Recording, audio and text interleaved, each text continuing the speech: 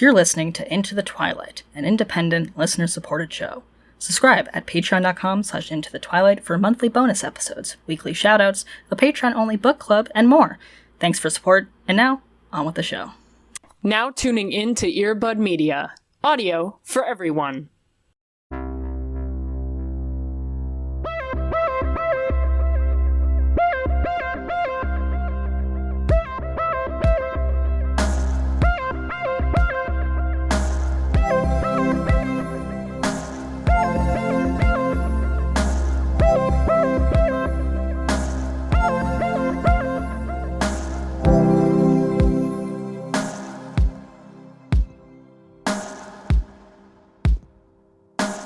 Hello.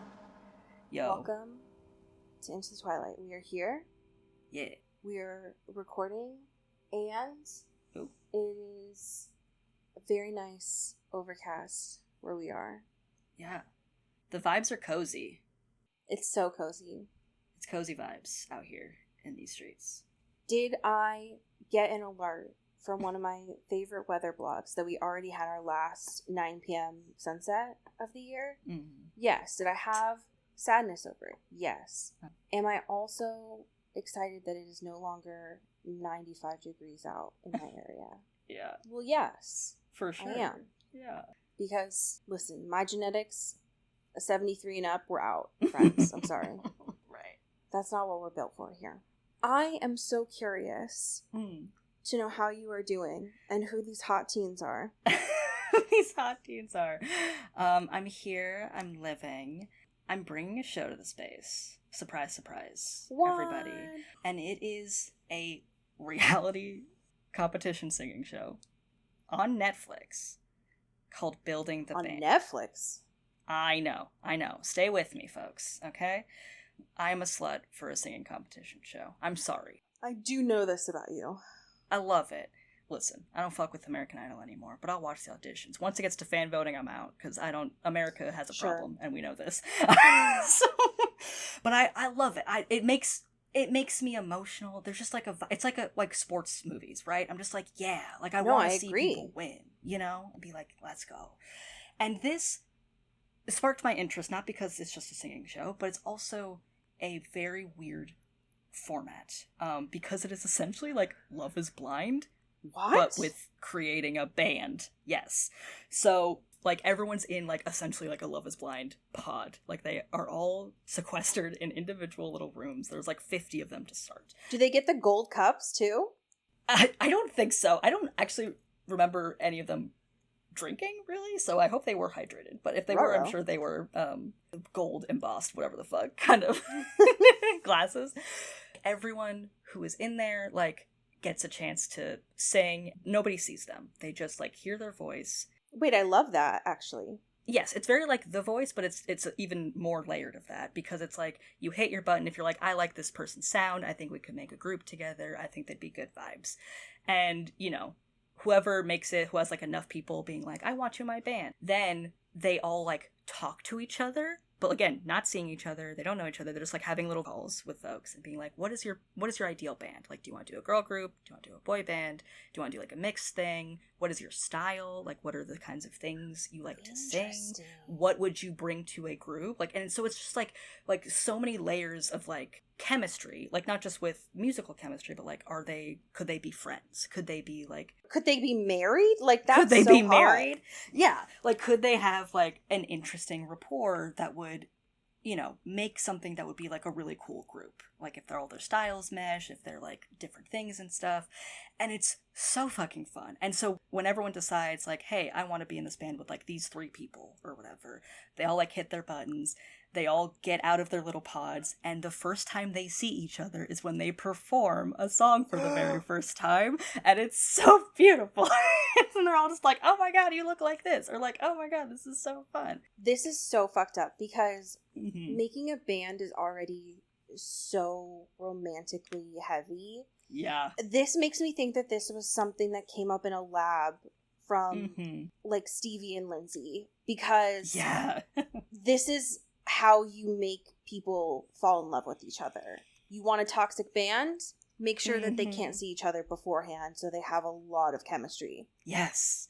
sick and twisted. It's so wild. And so like once there's like 6 bands who make it, like the one I have pictured here is my favorite personally. They're very cute, they're very fun, and it's very like, oh, a label like wouldn't put these people together, you know, but like it works and it's like cool stuff. And this guy in the middle, Cameron, I'm obsessed with him. He has a very like high, somewhat feminine sounding voice, and through that a lot of the girls in the like preliminary rounds were very like, I'm making a girl band. I only want to do a girl band. I'm not doing stuff. And one person we see is like, you are my number one. I'm obsessed with you. Like, we should do this. And he's like, hey, so I gotta be so for real. Love the idea of a girl band. Right. But... so happy for you. That's not me. And like, he's in this band because like the people that were like the other folks in there were like, wait, this is a guy and he's amazing. Like, this is so fucking sick. We should definitely do this. And it's so beautiful. They're all so cute. I love them. There's also like reality TV drama, since like once they're all out and stuff, they're like living together and like doing practices. And like some are like, do you want to be very like boy band choreo, right? Do you want to like, what is the stage presence? What is like the visual vibe? Like, what are you wearing? You know, what is that kind of stuff going on? And like, oh my god, a boy and a girl from 2 respective bands like start like hanging out with each other a little bit too much. So much so that it really impounds one of the band's like practice and trust in this guy of being like, hey, I thought we were brothers and you don't care about the band anymore because you're you're like you're spending all your time with this girl from this other band. And it's so beautiful. it's so if we had this, like if this had existed when we were younger, we probably wouldn't have had, oh fuck, I'm forgetting her name. Was it Boyle? Susan Boyle? Oh, Susan Boyle, yes, of course. Because everyone dogged on her because she just looked like a fucking woman, right? Totally. I mean, I think that she's made a ton of money off that now, so she's probably like, fuck y'all.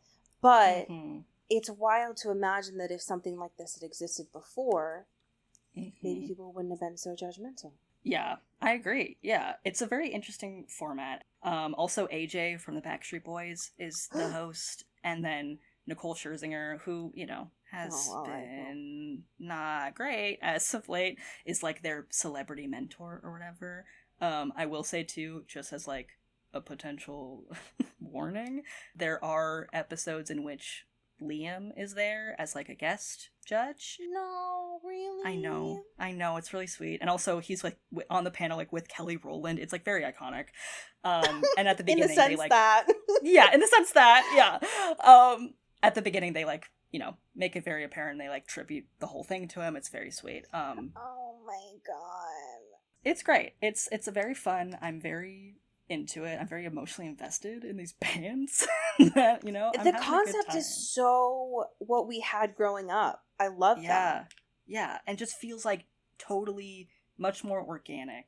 Obviously, it is structured within a larger mechanism of like reality TV, but it does feel like the very randomness of like, what if just like 4 guys had really good vibes together and like and like could sing and dance and like had a good time. It's wonderful. Man, this sounds great.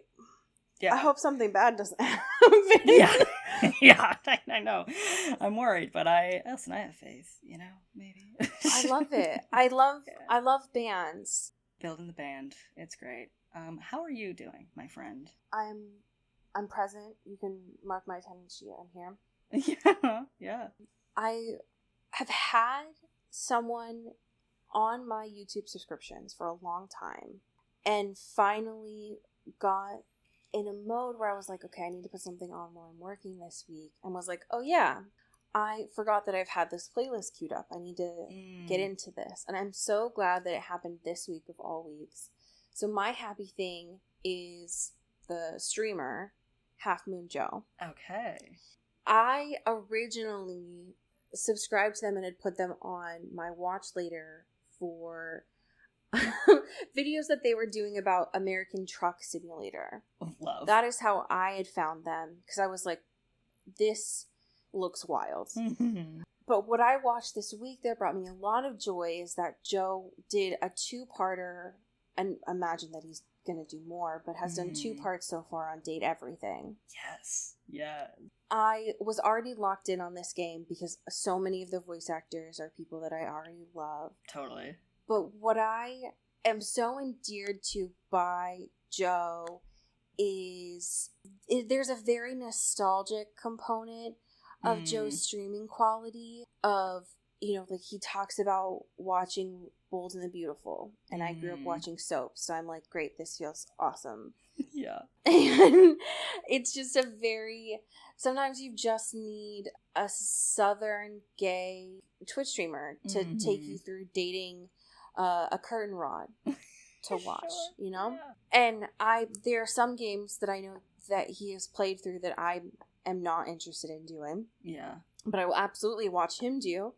And that is the joy for me of watching Twitch streamers. And sometimes I find streamers that I really enjoy, but they only keep their VODs on Twitch. They don't. Oh, yeah. And I was like, well, hey, listen, I'm employed, so I do need you to put them on YouTube so I can watch them. Yeah. So it's nice to be able to go through some backlog here. They're amazing to have on in the background while I'm working. And then sometimes I'll look up, and with American Truck Simulator, he's floating in space, which is not how that truck is supposed to work, and is just talking about Labubus. And I was like, oh, okay. Love. I don't know what happened. I think I got plugged into an email too quickly, and I look up and I'm like, sorry, what is happening here? So it's just good, clean content that I appreciate immensely. I keep seeing stuff from Date Everything, and I am... Oh my god. Bewitched by it. Because, like, what a beautiful concept. What if you could just date everything? Yeah. I love specifically streamers that do that kind of stuff, of being like, let's just go on these little games and see them through, you know? I love that. I think that's a beautiful energy, and this person has a radiant vibe and energy to them, for sure. Got a whole playlist on Nancy Drew. It's love. Like, literally, say less. Say less. I'm so there. Like, I will absolutely parallel play with you right now. Yes. You play that, and I'll be playing Civ on my Switch, and it'll be great. Oh, that's beautiful. I love it. I love when I finally remember to watch stuff that I've been saving for a long time. Wow. I love that. We have 2 very distinct pieces of news this week. You want to start with vape or face card? Let's do Vapegate. I think it's time. Choose your character. Listen, this is coming to us from the international news. The news? thenews.com? That's a great URL. Okay, cool. Damn, how did they get that? I know. Because we have an update on our beloved Suki Waterhouse. Because, and this is not funny, I'm sorry I'm laughing, but... It's a little funny. It's a little, listen, she would acknowledge it's a little funny. She made a joke about it, so we can She laugh. made a jokey joke, okay? So don't come after me. Because she tweeted, like, hey, Suki, you're never online anymore. What's going on? You're always on Hinge on Twitter. And apparently she wore really tight pants that were so tight that it caused a hernia. And she had to go to the hospital. Nope. Couldn't be me. Which... Jesus Christ. That is that is the biggest pro loose waistband PSA that I've heard in a long time. Yeah. Listen, those things will get you for sure. Like, that's tough. I mean, I feel it after being in high school. I wore a lot of tight pants back then. Oh yeah. Not doing it. It's not good for our stomachs. It's not good for our bodies. It'll come back at you, you know? It's gonna do some irreparable harm to your ancestors organs. don't want you to be wearing tight pants. Absolutely. But what was really beautiful about this is that she quote retweeted this with a picture of the pants, which are incredibly tight, she is right. And then also the side-by-side of her in the hospital. And she has, the most tangled pair of wired earbuds I've ever seen. She's so real. And a vape just on her chest in the photo. And that's beautiful to me. That's representation. You know what I mean? That's my girl. So I I do have to put aside a lot of my thoughts here and just laugh about it because it is funny. I hope that she's fine. She seems fine because she's joking about it, you know. Right. We've been there. But, girl, come on now. Yeah. I wish her the best. It's not a joke. Hernias are real, you know. Yeah, for sure. But she's joking about it, so I hope that she's feeling better. Yeah. Seems scary. Wish her the best. But I love to be able to laugh at stuff, you know. It's how we get through it. I never thought that we would be able to talk about this on this podcast, which is Tori Spelling. But here we are. Yeah. There's news that came out from Tori Spelling's podcast, which is Misspelling, if y'all aren't listening. I'm not. I'm just aware of it. Jesse Metcalf was on this podcast as recently as a couple days ago. Doing what? No idea. And we find out that he was interested in auditioning for the Vampire Diaries. Could you fucking imagine? As Tyler? Can you imagine? Like, that's the face right there. Yeah. That's, like, Tyler gives so much John Tucker energy. You know? Listen, like, that feels like a natural. When I look at this photo that people has of Jesse Metcalf from 2000, like, one, this has been my type for a long time, so congrats. But also, that is Tyler. Like, that. Yeah. That's totally. his face. But apparently, according to him, there was a really high up executive at CW who said you could never play a vampire because you have too nice of a face. And this was apparently a woman executive there. She said, quote, you look like too nice of a guy to play a vampire. That's okay. First of all, have they ever seen a vampire? Yeah.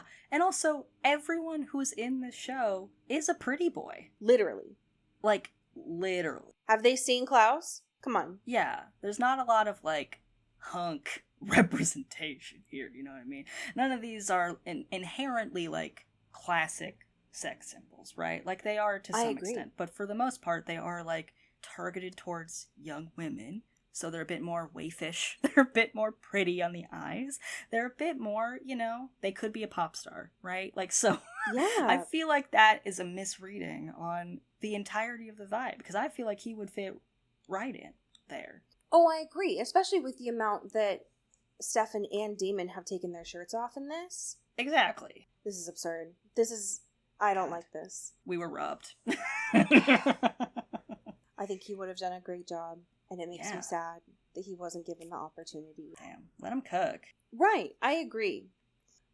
Jesse, I'm sorry that you're apparently still holding enough of a grudge to talk about this on Tori Spelling's podcast in the year of 2025. Yeah. But bless you. You know what I mean? Yeah. Our last thing here, we have a listener email from what I assume is Tina Belcher. Could you read this from the class? Yes.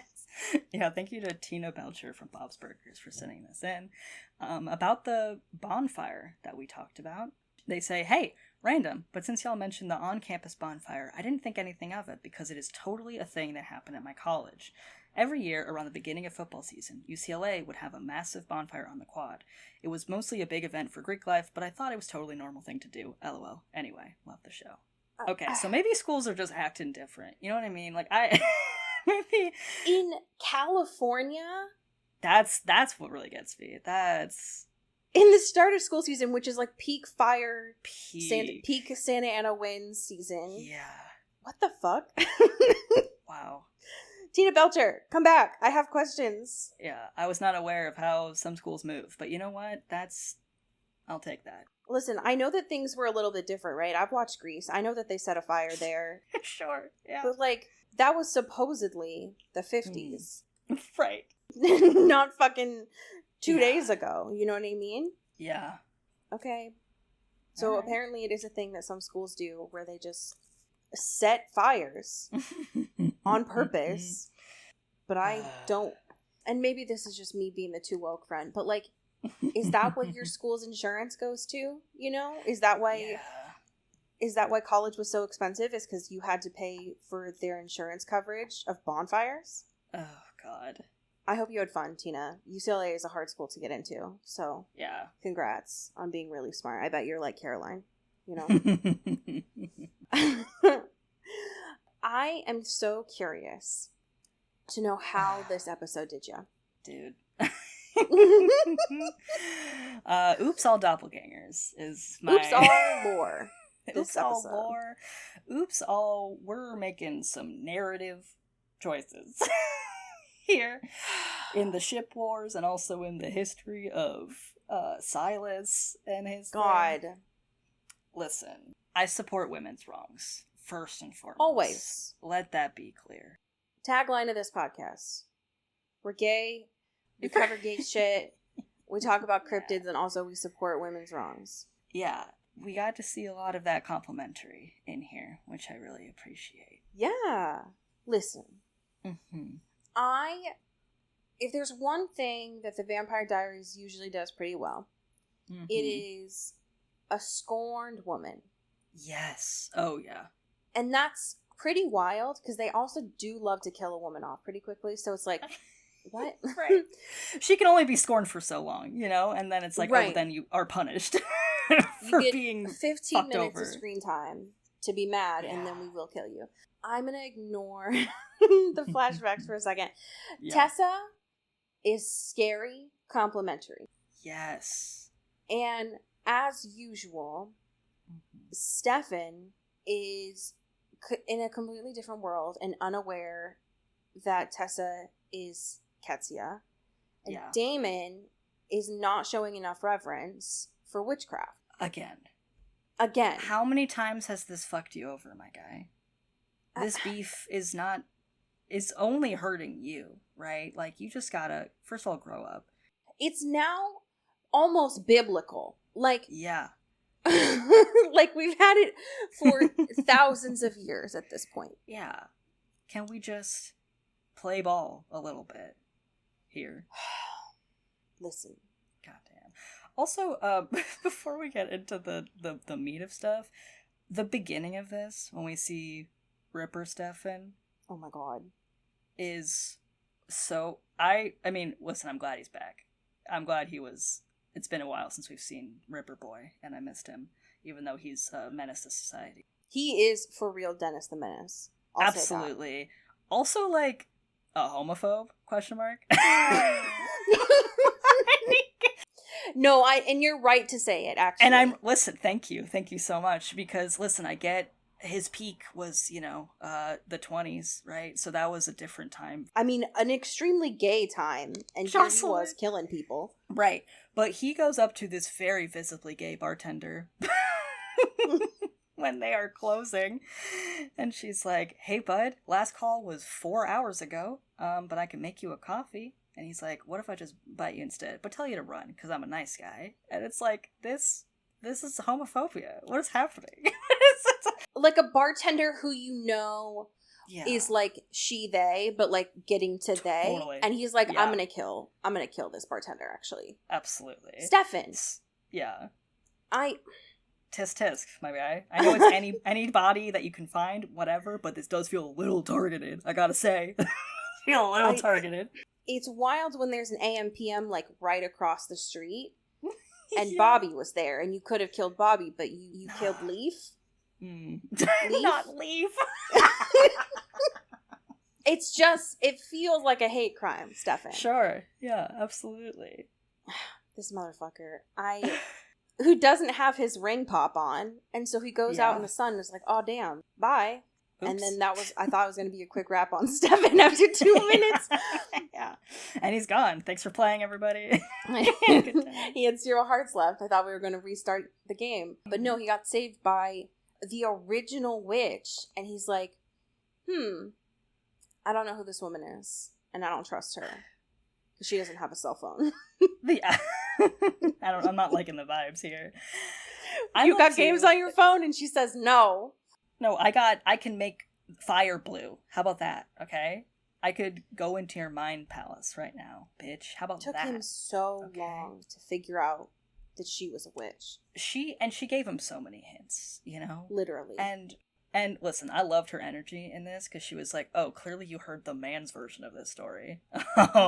So let me rewrite history a little bit for you, dumbass."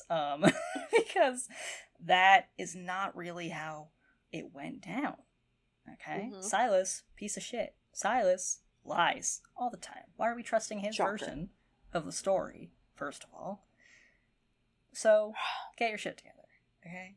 I like to play in the space. I try to give these people the benefit of the doubt. It is hard sometimes when the flashbacks that they do are so criminal. Yeah. The styling on this one was tough. Was like early Doctor Who days bad. Yeah. The little, like, curly moment, the curly girl moment they gave Stefan with the little, I don't know what's it called, like the crown kind of vibe that's very, like, Roman, you know? Yeah. Like, that was hilarious to me. I was loving it. It's nasty work. I had a hard time with it. And they're already pushing me, right? Because we don't have our usual crew here, right? Yeah. Jeremy's gone, Caroline's gone. This episode is mostly consisted of Paul playing 2 roles and Nina playing 2 roles, and then we have a couple of other kids. It's a play, essentially. And so I'm trying to get in it, and then you give me this nasty flashback with Party City costumes, and I'm sitting here being like, I'm trying to give you the benefit of the doubt here, but we're introducing more doppelgangers? Dude. Okay. As if the ones we have were not enough. Right. There needs to be an infinity level of doppelgangers that will also find each other in any universe, question mark.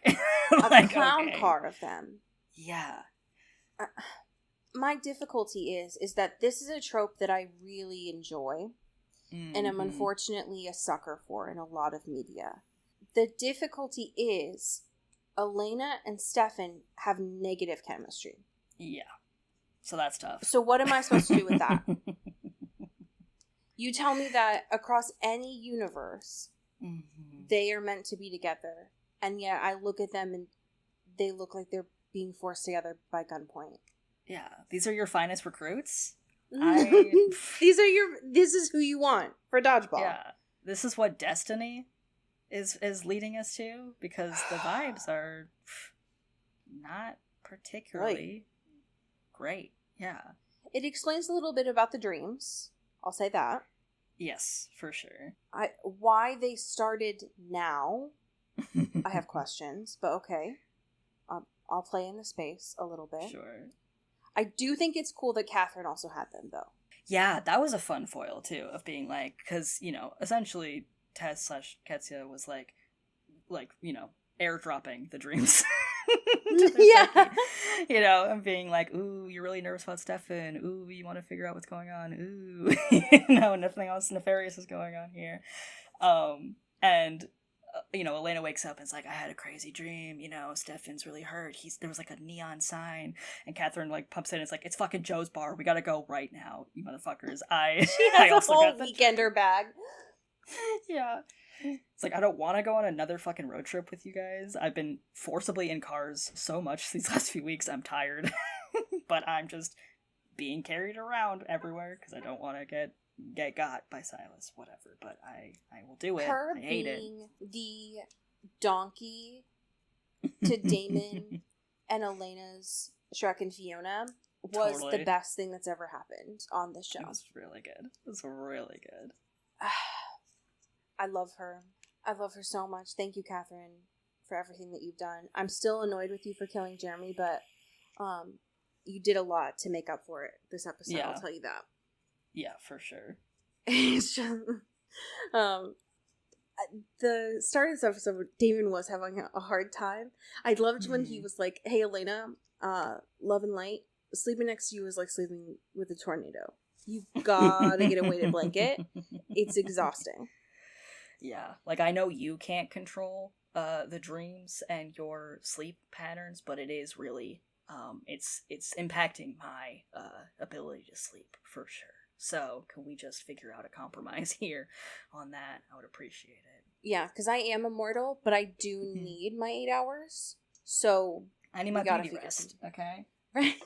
You think I look this pore-free every morning on sheer will and vampire blood? No. I got a silk mask going on. I got shit going on, okay? I need my beauty sleep. I don't know how this happened in the last episode, and I wish that we could have gotten it on screen instead of it happening off. But Silas has figured out two important things about this world. One, prepaid phones. Yes. Second, GPS locators. And I would have loved to see this man in a Radio Shack. Oh, God. Just stumbling around, being like, hey, I'm not a cop, but, like, do you have a phone that you can just throw away after, maybe? Something, right? You know, something like that. Perhaps is that something you sell here at this Radio Shack? Hello, Best Buy employee. Can I have the sketchiest things that you offer here? Yeah. I'm not committing crimes. Don't worry about it. It's all good. But I would appreciate any assistance. Thank you. Yeah, I need to know your thoughts on, because we heard this last episode, and I thought that it was an undercase or a lowercase traveler. But I want to know your thoughts about uppercase traveler. Uppercase traveler. Because apparently this is very similar to the originals where it is it's uppercase. Yeah, and I it's don't like, understand. Thousands and thousands of years even before that, so more original than the originals. And it's like, well, okay, I think we're saying what the word original means, but sure.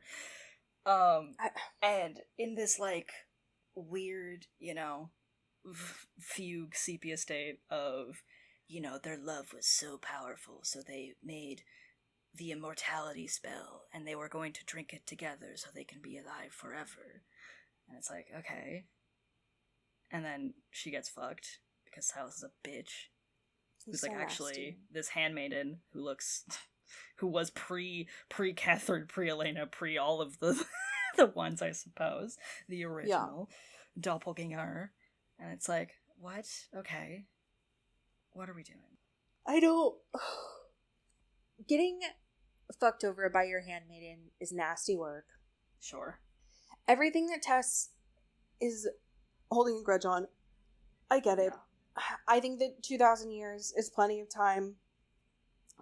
Maybe even not enough time, to be honest. So I think that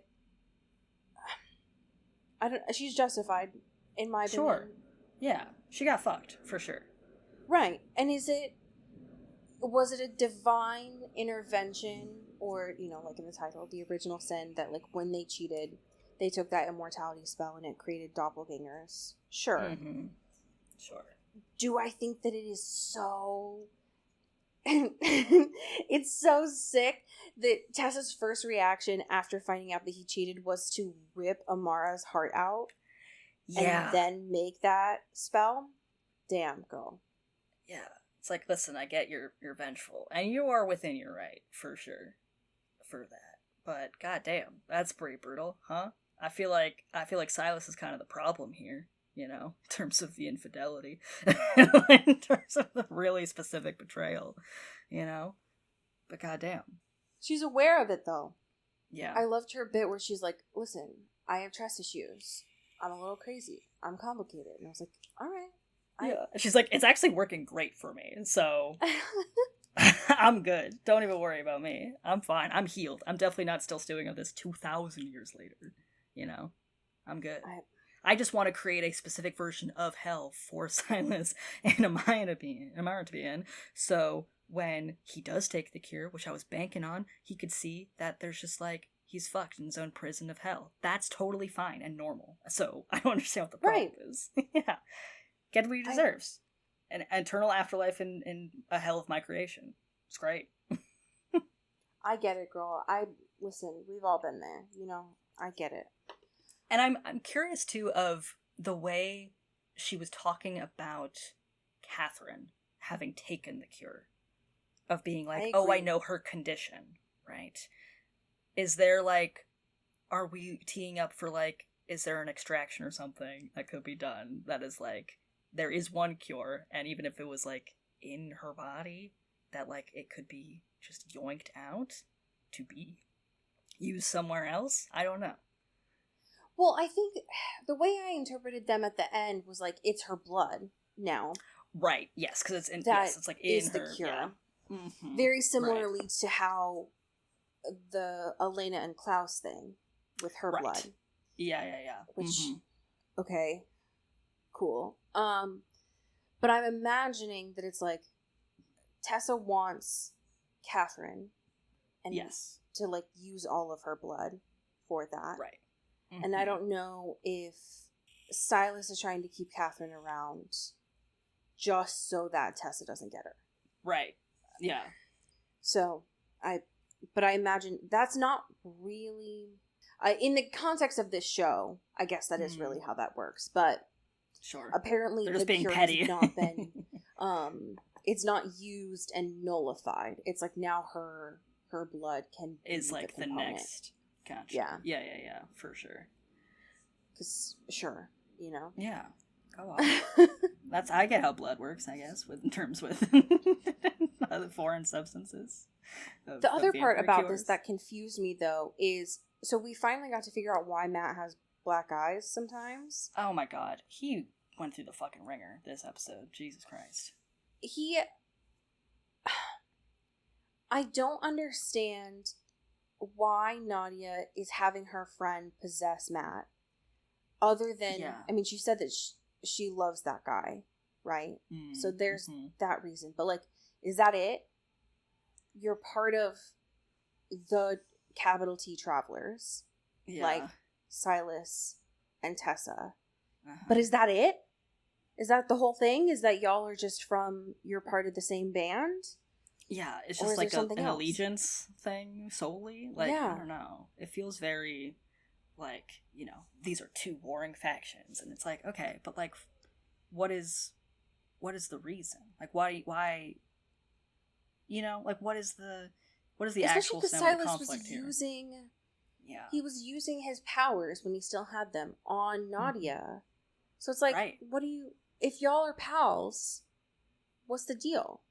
Right. This seems like not a good friend. I don't want to break it to you like that. But, like, I know you have, like, a lot of history together, for sure. Like, thousands of years of history. But kind of seems like he doesn't really care about you. And also just wants to use you to do his stuff. His nasty business. Nadia, you realize that Silas isn't going to take you to Final 2, right? Right. Right, yeah. You are a pawn in his long game. You're step 1, you know? You're not Final 2. Come on now. He'll get you up. I'm sorry to tell you. Chance. Yeah, it's hard to hear, but I mean, this guy's not good. Matt's POV from this show has always been a horror show, right? Yeah, like, for real. It's always been a nightmare. But this specific episode, I would have packed my bags and moved away. Yeah. Like, I mean, I would have found Bonnie first, but like, this would have been my last straw, to be honest. Yeah. Oh my god. What do you mean that I'm just a guy, and also I've been possessed now and I have no recollection of it? Yeah. No, thank you.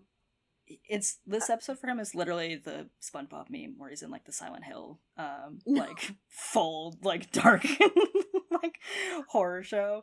God that damn, episode. Just, like, yeah, I still have nightmares about it. Like that episode where he was with the bus and stuff. Oh, legitimately scared the shit out of me as a kid. Absolutely, for sure. Where it was like that huge ass drop off. Yeah. Nope. Rock bottom. Oh yeah. Oof. I thought that was a funny show, and then you watch that, and it's like, I'm gonna have bad dreams about this for a long time. And like Matt too, I understand his caution in terms of telling people what happened, because again, he doesn't know really. He like just regains consciousness, and Elena's like, hey, just following up on our last phone call. And he's like, last phone call? What? What are you talking about? And she's like, what? And he's like, no, for sure, we totally have a phone call. Anyway, can I call you tomorrow? There's like a bunch of mud tracks in my house, and I don't think I've been here for the last few days, which is cool. So it's like, I need you to be honest with, I know you think you're a burden, Matt, but this is important intel that is that you may not know the extent of and the complexity does, but maybe like a heads up, right? Like, hey, something kind of weird happened. Well, especially because like I would if I was in Matt's shoes right now, and I only had the context of what I had seen in Mystic Falls. We have not seen possessions. So what my brain would immediately go to is what happened with Rick. Totally. Where he was starting to like split a little bit. And Matt has died a couple of times, so it's not out of the realm of possibility. So I would immediately go to, especially when he saw the little dagger in his hand, it's like, who did I kill? Yeah. Yeah. So it makes sense where he would be like, no, I'm good, actually. Yeah. Actually, I'm just gonna figure some stuff. I'm gonna just, retrace my steps here a little bit. Yeah. If there are things that I have done unconscious that I don't know about. Oh, brother. Yikes. Yikes. It's not great. Even though I'm a little suspicious about this lore, especially the whole Elena and Stefan being destined here, I really enjoyed Tessa looking at Damon and being like, alliance? ? Yeah. I thought that was a really interesting conversation because there's,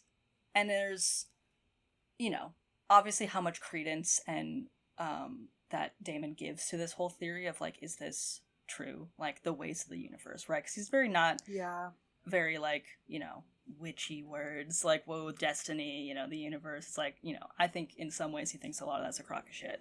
But her having that convo with him of being like, listen, this is the way it works, this is the universe, you can believe me or not, but like they will always find each other, and we are just the people that provide conflict and make things interesting and make that more of a struggle to get there. But like we are not the main characters in these stories, and like I need to be so for real about that because I've been living this life for thousands of years, and that's always the case. Like, he will always find an Elena, he will always find a Catherine, he will always find the one who looks like her, and that's just how it is. And if you think you can break that trend, go off, King, but I am telling you, it's very unlikely, and it's a hard battle, Specifically her language on being, that they are both, right? She's like, I'm talking to you because we have a similarity here, right?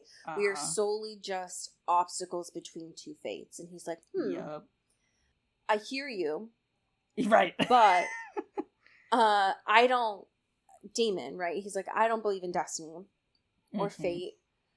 And also, I don't trust witches because I'm a sack of shit. Yep. So I'm going to just take my brother and run. How about that? Yeah. What if have you considered that I'm a better boyfriend to Elena? Have you considered that? Have you considered that in my 180 years, I know more than you, a 2,000-year-old? Yeah. How about that? How about that? Have you considered I'm just a really good boyfriend? And like I could, the competition's over. I won. Stefan is not a problem anymore. Does I hear all your arguments? They sound really good. My dick, though, Right. And you haven't seen. You didn't see how we were hanging out this summer. You didn't see that. You think fate wants to ruin that? Think fate wants to get in the middle of that? Not on my watch. Damon. Hey, bless your heart. Yeah. God, bless the audacity. Yeah, if nothing else, the audacity is great. I was nervous when Stefan woke up because I was like, oh good, we're going to go back to this fucking dynamic again, right? Where Stefan is going to be sad and embarrassed about what happened, and then these three are going to have to deal with this dynamic again. I cannot tell you how giddy I was. God, it's so perfect. That is not at all what happens. He's literally like, who the fuck are you people? I gagged. I was punching my fist like in the air. A little so treat. Fucking funny. Yeah, I've never been happier. They finally thought about us in this. Finally. On this show. Because Elena's like, oh my god, hey Stefan, welcome back. We missed you. Your brain was almost fried, and there's like a weird, it was really scary, but I'm glad you're back. Like, we missed you so much. And Stefan deadass is like, thank you. I have no idea who you people are, though. So what? Every CW show gets one amnesia card. And I thought that they were going to pull it a lot earlier than they did. Totally. Yeah. They withheld it. They were strong. They were like, you know what? Let's save it. Because for it to be... Tessa kept saying that she was fucking frying Silas's brain, and he can't read or control people's minds anymore. And so I thought it was going to have something to do with his vampire powers. No, homie, he has no... just whole brain.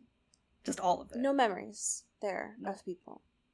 It just completely reset. I have never been more excited in my whole life to see what Paul does with that. So delicious. And, like, the timing is so good, too, of being, like, obviously this, like, you know, fated lovers situation, but also Elena being like, hey, Damon, I know I've been, like, really Stefan focused on that, and, like, I want you to know that, like, he's not my guy, I just, like, he is our friend, he is your brother, like, I just want to make sure that he's good, so don't worry from now on, now that we have him, now that he's back, like, it's you and me, baby. And then Stefan pulls up, no memory at all, and it's like, uh-oh, we gotta do some bedside manner here, baby, we gotta rejig that memory, uh-oh.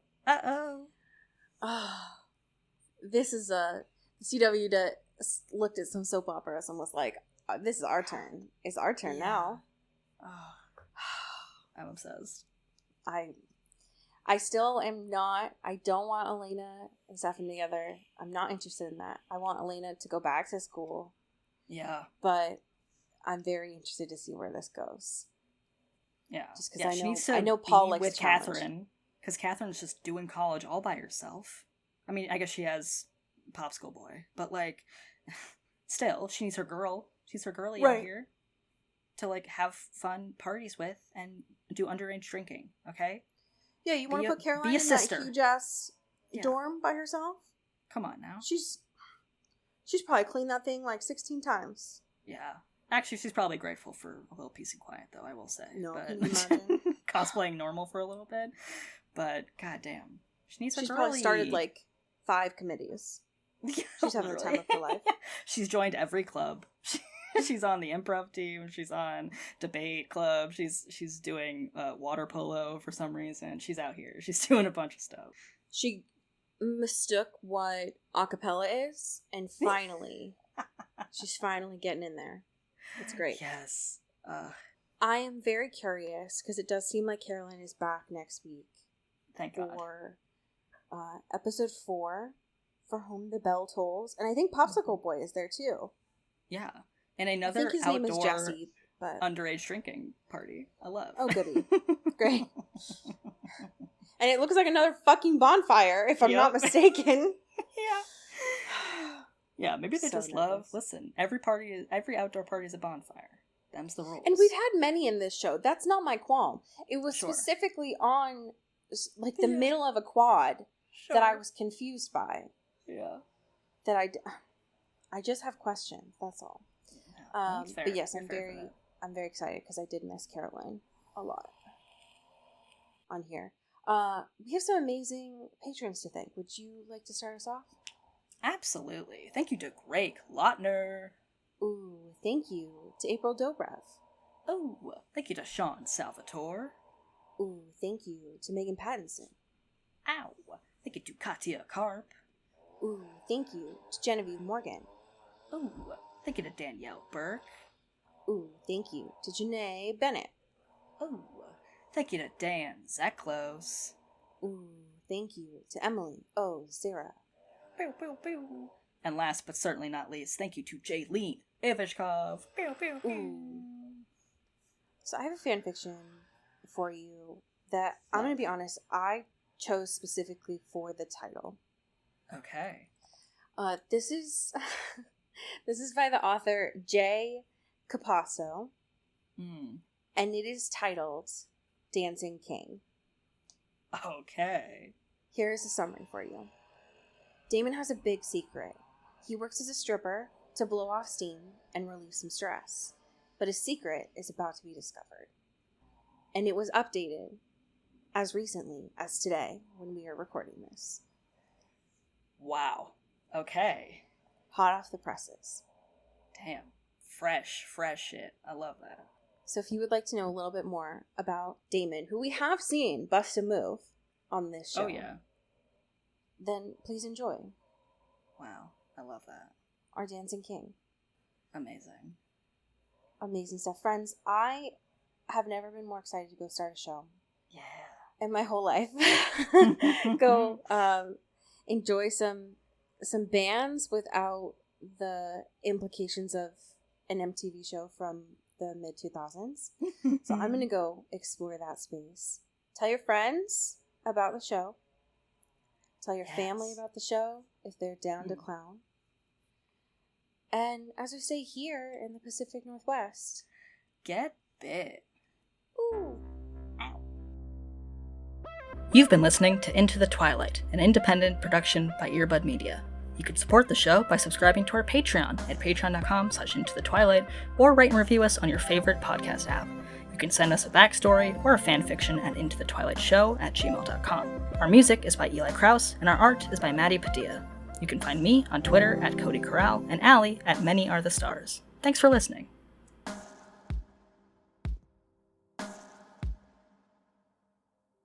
You've been listening to Earbud Media Production. Earbud Media, audio for everyone.